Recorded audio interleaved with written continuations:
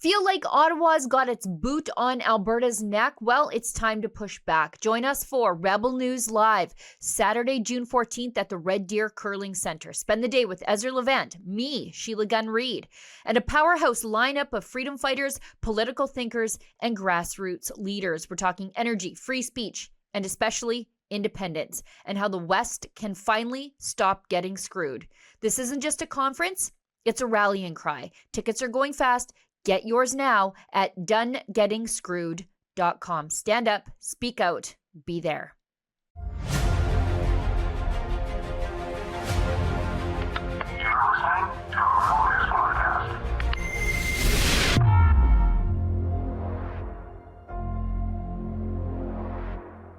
Tonight, what a contrast between how the U.S. is reviving its military and how Canada is wrecking ours. It's June 11th, and this is the Ezra Levant Show. Shame on you, you censorious thug.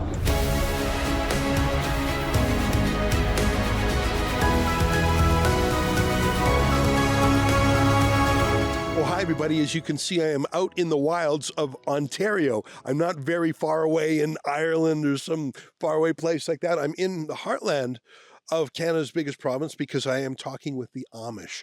Again, the Amish, as you know, are an old-fashioned Christian community. They do not use electricity or electronics or even cars. And so that makes them vulnerable when the government comes to attack them, as they did during COVID. I'm on location filming an update on the Amish battle, which is why I'm not in the studio today. But yesterday, before I left town to come here to the Amish, I recorded an extended interview with someone I'd never met before. He's a former combat officer in the Canadian Armed Forces. He's a lawyer, and I think he's a great commentator. He's with a sense of humor. So without further ado, let me present to you our feature interview, and I'll be back in the studio tomorrow with my report from Amish country.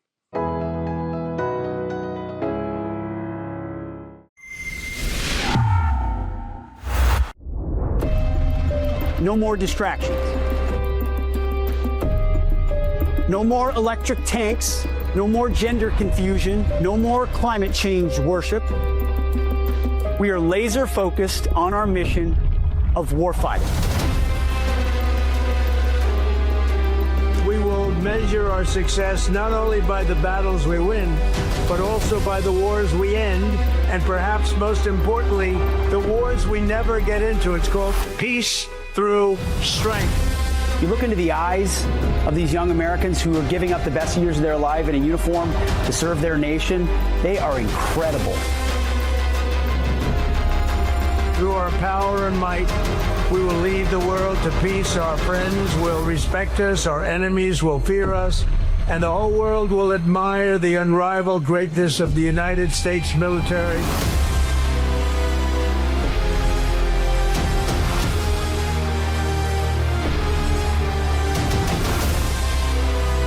We will replenish the pride of our armed forces, end the recruitment crisis. We don't fight because we hate what's in front of us. We fight because we love what's behind us.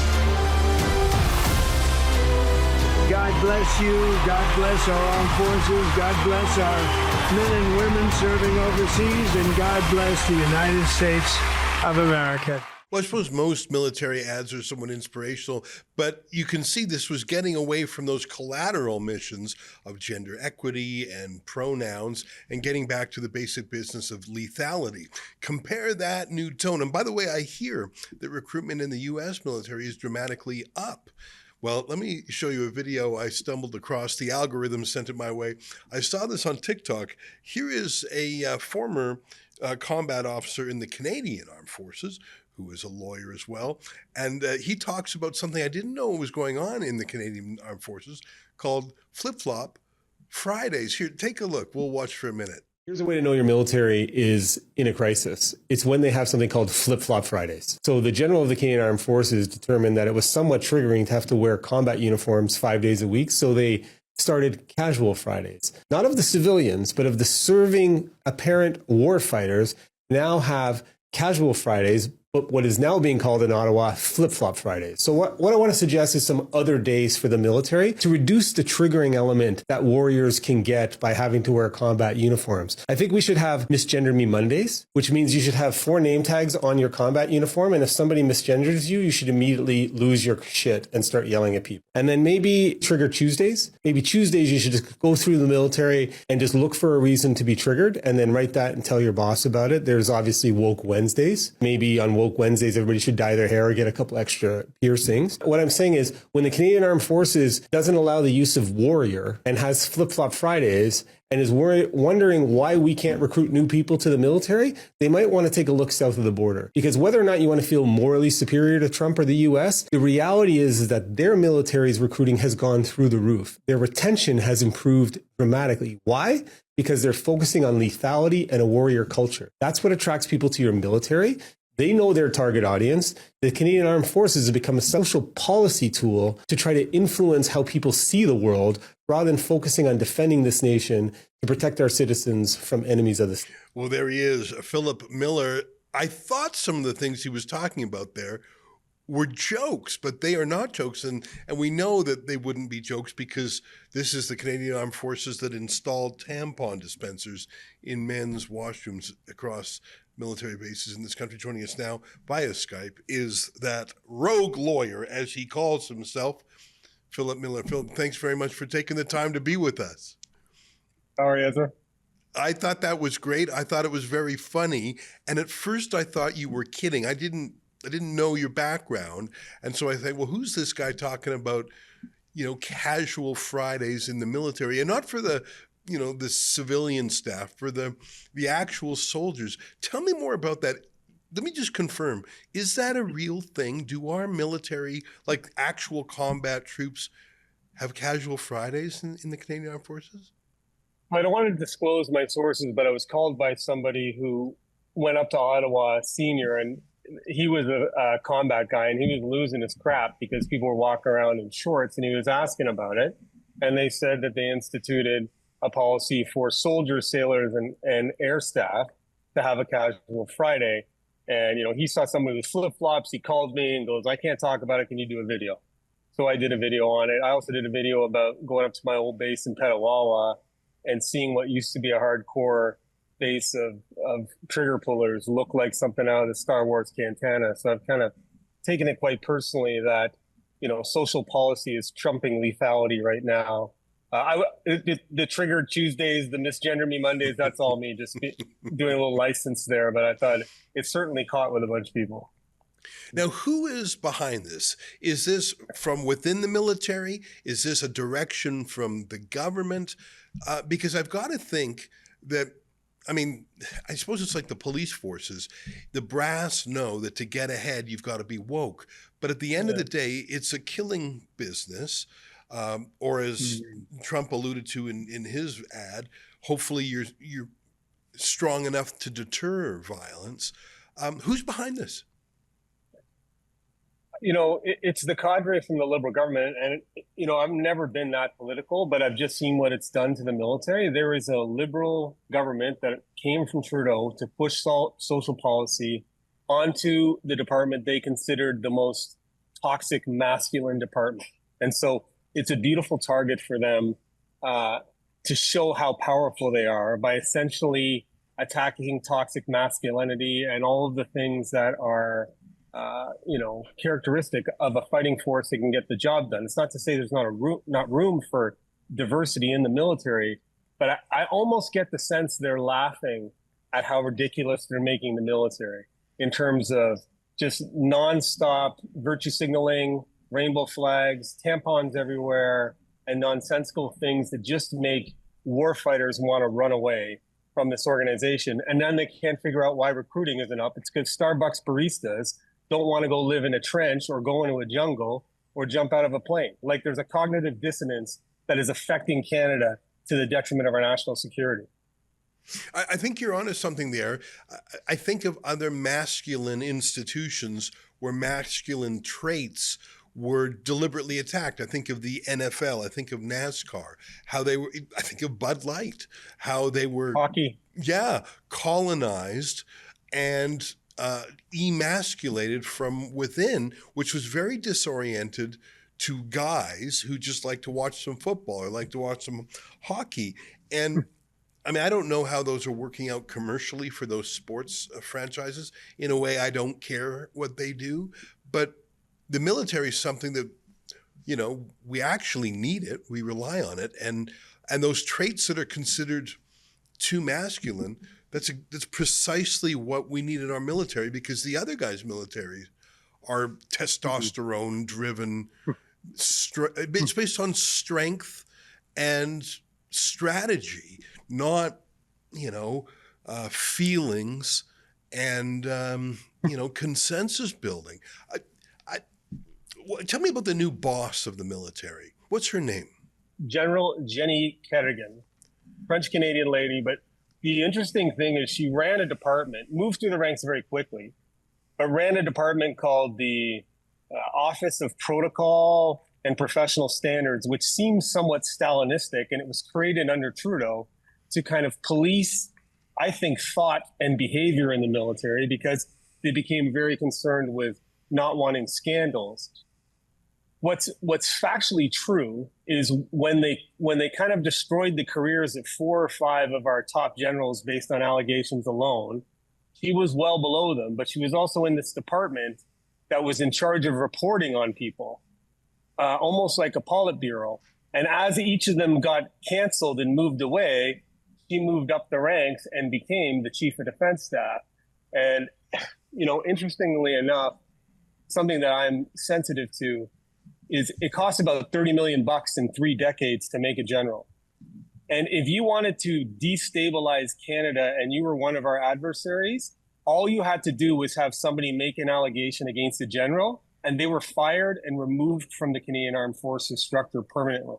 And what we've seen is 5 generals, absolute careers destroyed, and I represented one of them, on allegations alone. None of them actually turned out to be supportable in court. And we just saw a complete transformation of the leadership of the Canadian Armed Forces. And everybody who is in there now has gotten the message to play ball or your career is over. And they're literally, it's sad to say, a bunch of terrified senior officers there that privately lament for how bad the military is, but publicly can't say anything and have to look obedient. You know, one thing I used to look at was, I think it's called Operation Maple Flag, if I'm remembering. It was the sort of the Top Gun exercises in Cold Lake, Alberta, where Canada invited air forces from across NATO to compete. And then suddenly a few years ago, they said, oh, we're putting it on hold for, they came up with some weird word like logistical reasons or something, but they never started it up again. And my theory was that we just simply didn't have the hardware, didn't have enough working planes that could go shoulder to shoulder with the F-22s and F-35s and whatever else our allies were flying, that it was a combination of lack of money, lack of equipment, and maybe even lack of people. But they certainly have time for these Me Too exercises or these diversity exercises. Do you know anything about Maple Flag? And the cancellation of it? I don't know anything about Maple Flag being a grunt infantry airborne officer, but what I do know is that the military is the one place where merit means more than anything, and they've actually kind of gone on a campaign against meritocracy, and that's actually what's kind of, I think, characterizing our society right now, especially from the Liberal government, is to attack merit-based selection so that we can promote, communities that look the way they want them to look. But when it comes to going into battle, what I always found about the military, even when I got out into law, is it had some issues, but generally it was fairly fair, because what I cared about is could you cover my 6, not who you were sleeping with, not where you were from. It's just we wanted to survive and we wanted to do the mission. And I thought it was a very positive place. It had room for improvement, but it has just been infected by that woke mind virus. And everybody will tell you that privately, unless they're trying to get a promotion echoing what the government wants them to say. It is an organization that is in a spiral and cannot do anything. And it doesn't matter how many elbows up T-shirts you sell. I don't know if any blue-haired baristas are going to protect Canada when push comes to shove. Well, and that's the thing is when you reduce the standards of, do you have, how do you dress? How do you groom yourself? There are standards for being in the military, and hiring some they them baristas maybe checks some boxes. But how many of those folks want to be in the military? If you are obsessed with social justice, progressive sexuality, let's say, are you even oriented towards being in the military? I don't know. I mean, maybe there are a lot of trans people who say, I want to drive a tank and I want to fly a jet, but I just don't see it as part of the same worldview. There's going to be some, and people should be welcomed in based on performance. But, the problem is recruiting is at a critical low level. Nobody is talking about the actual numbers. And nobody is allowed to say what's true. Like, we're in this alternate universe where people are pretending everything is okay, and nobody will tell the emperor they have no clothes because you just get fired. Let me ask you about the new announcement by Mark Carney of beefing up the armed forces. I've heard the Liberal Party say everything and anything on this, and historically they have been a laggard based on the amount of our GDP spent on the military. What do you make of Mark Carney's latest statement that he's actually going to fast forward the spending and catch up? Do you believe it? I think I have an interesting angle here because I've taken some flack because I've suggested that Trump's a good negotiator and told some delicate flowers not to freak out at what he says. Carney has an internal audience in Canada and an external audience. Trump essentially said, NATO has to spend 2% members or else you're going to have problems. Carney was going to do it by 2030. Now, all of a sudden, he's doing it this year. He wants Canadians to think it's because he's trying to protect us from Trump. Really what he's doing what he's been told by Trump. Trump said, do 2% spending or else. He said, I do it by 2030. And all of a sudden, we're doing it now. But now he has to sell it to the Canadians by pretending that France is going to come and save us if we get into a sovereignty battle in our Arctic. It's pure cognitive dissonance. Yeah. I mean, the U.S. military is so far ahead of all the others. And I think even watching the Ukraine-Russia war, the successes Ukraine has had of being with American weapons. And the Russians, although I certainly don't want to shortchange their power just in terms of sheer mass and artillery. And I think they've certainly made advances in drone warfare. I think the U.S. military is so far ahead, quantitatively, training. Who else could be there in the Arctic? I thought it was sort of embarrassing that we couldn't shoot down that Chinese hot air balloon. It waited until it went over U.S. airspace. I mean, that was sort of embarrassing. I don't know who spotted it first, a Canadian or an American, but it wasn't sure. It flew over Canada too. Didn't get shot down until it went over the States. Like I've been in training in a lot of NATO exercises, and Canadian soldiers, sailors, and aviators are some of the best in the world when they're trained the way we know how to be trained.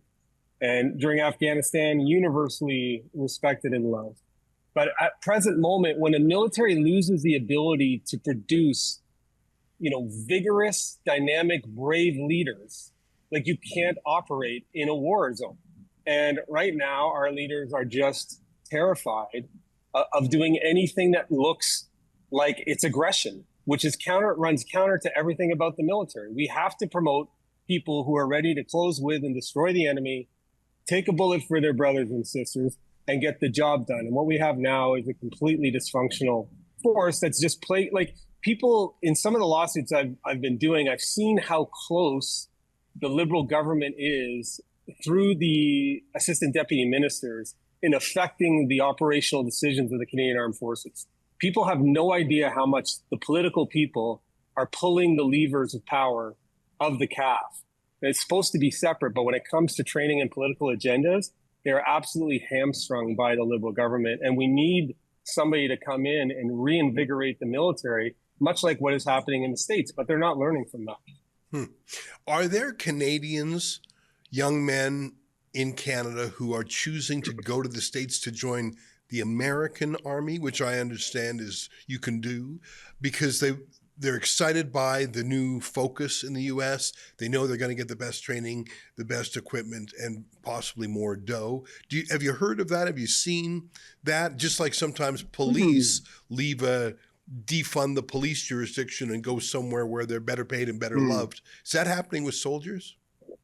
Interesting. That would be an interesting move by the U.S. administration to get some high, because Canadians are tough bastards.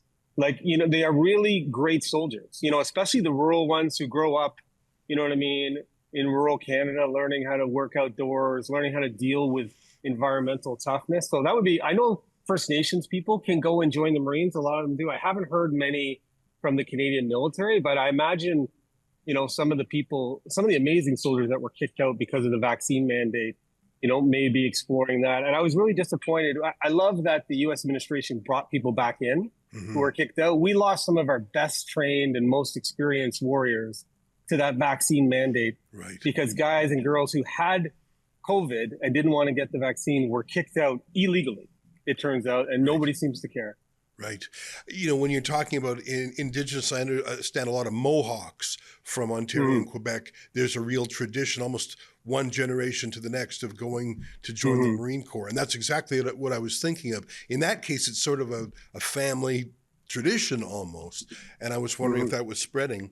A few years ago, I read in a sort of on-base newsletter that they had a food hamper program for soldiers, a food bank for actual soldiers, not for homeless people, but apparently soldiers were not paid enough to make ends meet, so they raised food. So we crowdfunded a bunch of dough, and we went to the military, and they refused to accept it, and they rejected it, and we did an access to information, and it was anything to save face. I was shocked that they weren't even paying soldiers enough to eat properly. That's the takeaway there.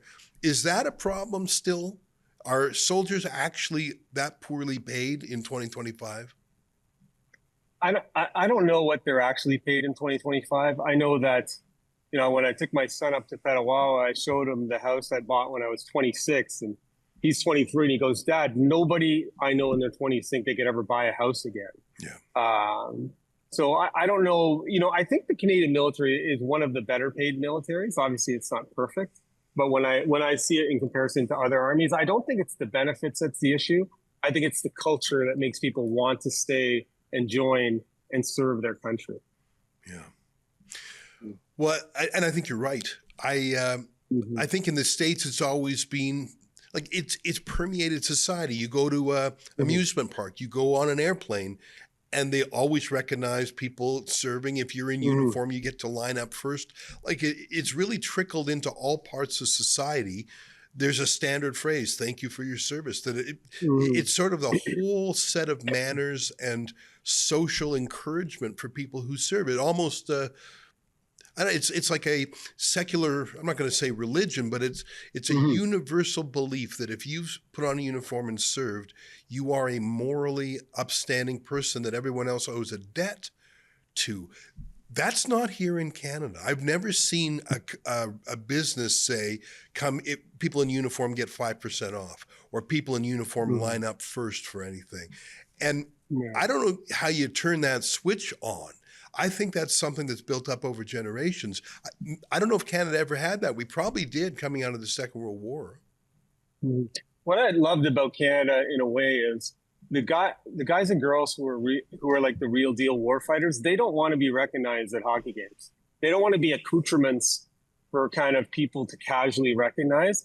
They just want to serve their country with that kind of quiet professionalism Canada is known for.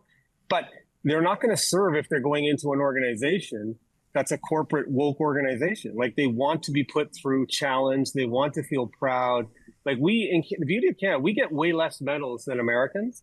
Like, if you look at American, they have a chest full of medals. They get a medal for going to the bathroom on Sunday, right? Like, they really have they've done a lot on that. In Canada, you really earn your medal. And I think we've always had a proud tradition of stepping up when called, but I've never seen more destruction to the military than the last 10 years under the Liberal government. I don't say that politically. I just say objectively, they have destroyed warfighting capability for social desirability.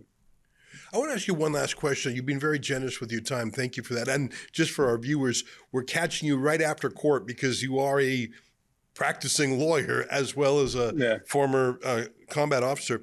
One thing I've heard, and we've followed this, is that Canadian veterans, some of whom have PTSD, especially those who served in Afghanistan, they have on multiple occasions been told by Veterans Affairs that they could have assisted suicide as their remedy. And I know this was disputed and denied, but it's just been reported so many times, and with proof of it, it's a very troubling trend. Now, I haven't seen reports of that lately. Do you know if that is still happening on the veteran side of things? I find that so, shocking and demoralizing. And I can only imagine being a veteran who reaches out for help and being told to kill yourself. Is that going on anymore? I don't know if this is popular with all audiences. I haven't seen it that much. I've heard it being talked about, and I think it's out there. The issue we deal with in society is I've found Veterans Affairs to be generally good, but you can never say no to a veteran without being attacked on one level, right? And then there's levels of veterans, right? A lot of the people who were blown up or who had done stuff, they don't want to complain, but then you can get 1,000 veteran claims for running over a goat somewhere, or the newest big drain is to say I was sexually assaulted 15 years ago, and you get a 6-figure check. So there's tons of people that are always be angry at it. I think case by case, we have to look at it, but I've definitely heard that MAID program has been offered, but I don't know the context, and I've never been hired by somebody in that regard. It's disturbing at any level to encourage a vet to do that, but I know there are a lot of vets out there struggling just because what they went through was horrific. Well, listen, I'm really grateful to you for jamming us in your schedule, especially in between court hearings. I really liked your TikTok channel, which I just stumbled across. I guess the algorithm sent you my way. I'd like to encourage my viewers to follow you. Not a lot of my folks are on TikTok, but if you are, follow Philip at Rogue Lawyer. That's also the name of his YouTube channel, The Rogue Lawyer. And on Twitter, or X as it's now called, Philip Miller, PHILLIPMILLAR. It's really nice to meet you, and I appreciated your sense of humor on that TikTok vid, but obviously you're a guy with a lot of serious thoughts too. I hope we can keep in touch, and if there's any issues or court cases or battles that you see, don't be shy to bring them to our attention. I don't have as many military contacts as I'd like to. Yeah. And if you represent grassroots guys trying to make the Army stronger, we're all ears for that. We're at your service. Ezra, I love your channel. I've represented Warrant Officer Top, the guy who walked across Canada and I think who got the mandates gone. And I'm currently representing the third highest general, taking on the Liberal government for what they did to him. So I'll reach out anytime I got some news for him, my friend. Yeah, well, I'm really glad to hear that. And thank you. I didn't know you worked on those 2 cases, but it's good to hear. Well, it's great to spend some time with you, and keep up the fight. Cheers, Billy. Right on. There he is, Philip Miller, who is on Twitter at Philip Miller, double L, and that's an AR at the end.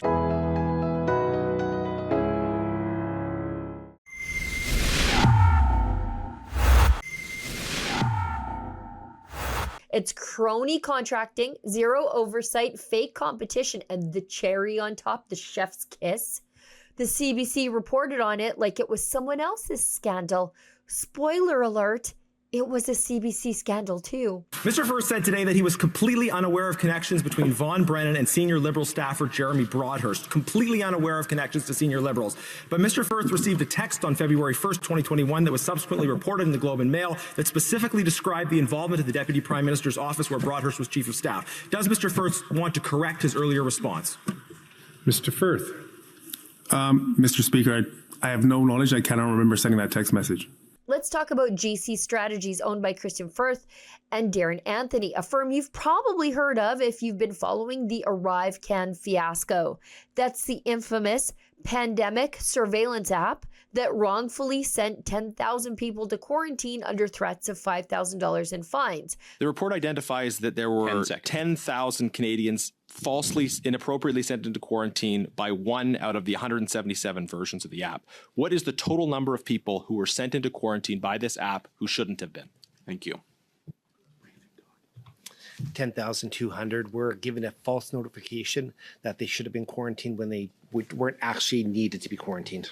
The one that cost taxpayers over $60 million for something that was replicated for a fraction of that over a weekend by tech bros to prove a point. Yeah, GC Strategies helped rake in that cash. But as it turns out, ArriveCan was just the beginning of the GC Strategies scandal. The procurement watchdog found numerous examples where GC Strategies, quote, had simply copied and pasted, end quote, information to prove the people GC Strategies found to do work on ArriveCan actually did it. Question, has the government asked GC Strategies to repay the money paid to GC Strategies for ArriveCan? Mr. Firth. Mr. Speaker, the numbers that were provided by the Ombudsman and from Public Works, we found were inaccurate when we did our assessments. And secondly, we have not been asked to pay any money back. According to the Auditor General's new report, this two-man IT firm, yes, literally two guys, no office, no staff, no infrastructure, secured 106 federal contracts worth up to $92.7 million from 2015 to 2024. How much of your money has already been handed over to these two? $64.5 million. Let me break it down. The AG looked at 31 federal organizations, and here's what she found. In 82% of sole-sourced or single bid contracts, departments didn't even check to see if the prices were remotely fair. They just paid whatever GC Strategies was asking. In 21% of those contracts, there was no evidence that subcontractors had the required security clearances despite working on sensitive government systems. Remember this one when we get to the defense contracts. And the government pulled a classic bureaucratic trick.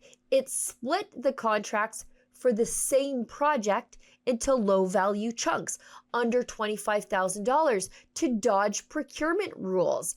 That happened at least 87 times. This wasn't some back office clerical error. It was a systemic failure of the rules, either ignored or deliberately bypassed. Let's look at some of the worst offenders. Canada Border Services Agency paid GC Strategies $49.9 million. The Treasury Board Secretariat paid them $10 million. Innovation, Science, and Economic Development, also nearly $10 million. And here's the one I told you to remember. National Defense paid this two-man firm $3.6 million. And remember, their subcontractors frequently didn't have the proper security clearance to be working on the files that they were working on. And here's the one that I found most interesting when I looked at the coverage from the other news media on the AG's report. Even the CBC got in on it, cutting a check for $12,000 to GC Strategies. The CBC spent months reporting on the GC Strategies and ArriveCan scandals. They wrote headlines. They covered parliamentary hearings. They wagged their taxpayer-funded finger at government mismanagement. And they never disclosed, not once, that they themselves were a client of GC Strategies. That $12,000 contract, never mentioned. It only came out now thanks to the Auditor General's report. That's not journalism. That's hiding a conflict of interest. Imagine Rebel News doing a report on a company that we hired, but never telling you about it. We'd be tarred and feathered, but the CBC, they get a pass, and about $1.5 billion a year to keep pretending like they're impartial. And honestly, the CBC's biggest conflict of interest is the most obvious one. You can't take government money and then report on the government. Let's sum it up. A tiny firm got $93 million in contracts. Federal departments ignored rules more than 8 times out of 10. Security standards were just thrown out the window. There were no fraud detection systems, no digital procurement platform, even after billions in spending. And the state broadcaster was part of the mess and stayed silent on it. Mr. Speaker, Mr. Firth just admitted that the RCMP raided his house relative to Bottler AI. When Mr. Firth introduced Bottler AI to his consultant colleague, Mr. Von Brennan, he had them email Mr. Jeremy Broadhurst, the former Chief of Staff for the Minister of Finance and the current Liberal campaign chair. Did Mr. Brennan regularly set up Mr. Firth's contacts with elected officials, ministers, and their chiefs of staff? Mr. Firth. Mr. Speaker, that's news to me.